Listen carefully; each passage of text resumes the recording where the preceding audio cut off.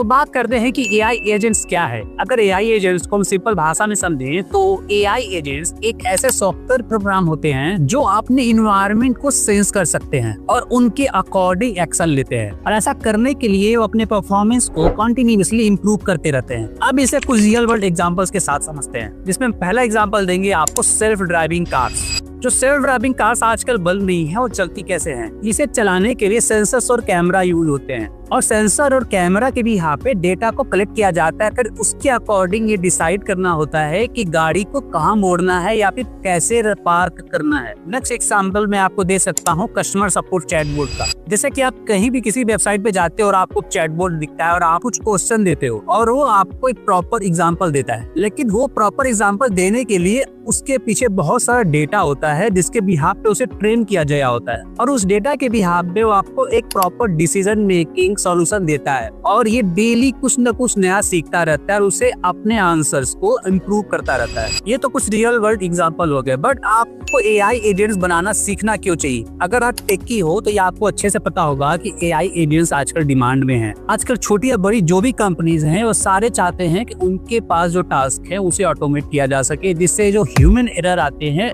उसको मिनिमाइज किया जा सके। तो अगर आप एआई एजेंट्स बनाना सीखते हो तो आप अपने आप को इस इंडस्ट्री में एक नेक्स्ट लेवल पर लेकर जा सकते हो।